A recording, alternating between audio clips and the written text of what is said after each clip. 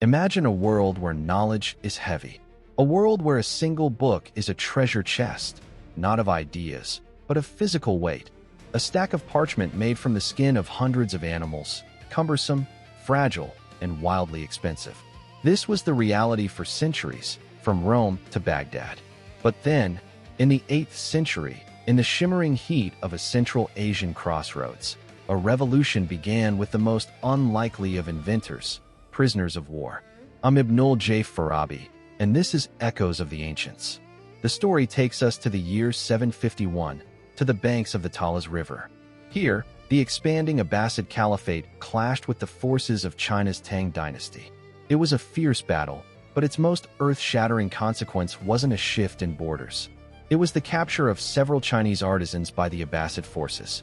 Among these prisoners were men who possessed a guarded, revolutionary secret, the art of making paper. Now, the Chinese had perfected paper-making centuries earlier, using pulped rags, bark, and hemp. But it was a state secret.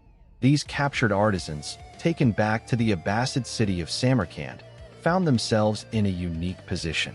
Samarkand was perfect. It had abundant flax and hemp, clear running water, and sat squarely on the Silk Road. Their captors, recognizing the value of their skill, offered them a choice: collaborate and thrive, or remain silent and perish. They chose to collaborate, and in doing so, they broke the Chinese monopoly and changed the course of human history. Because in Samarkand, the process was refined and industrialized. The Arabs improved the techniques, using linen and flax to create a more uniform, durable, and absorbent sheet than ever before. They established the world's first true paper mills, transforming it from a craft into an industry.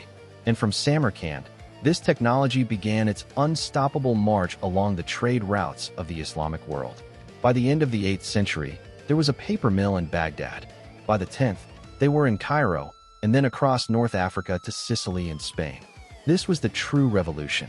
Paper was exponentially cheaper than parchment or papyrus. It was smoother than parchment, better for writing, and more versatile than brittle papyrus. Suddenly, the cost of producing a book dropped dramatically. Libraries, once the domain of emperors and caliphs, began to flourish in major cities. Scholars, scientists, and poets could write, copy, and share their work on an unprecedented scale.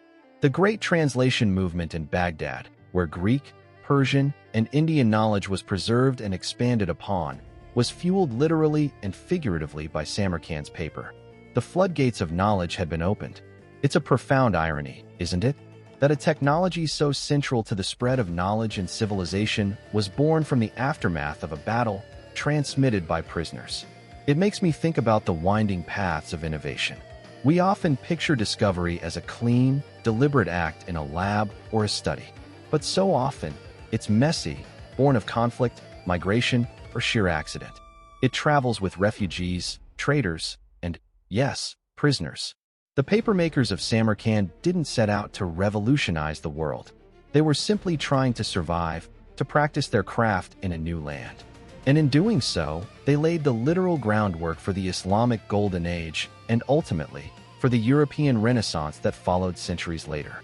Their story is an echo reminding us that progress is a tapestry woven from countless threads, some of silk, and some, like these prisoners' strands, of unexpected resilience.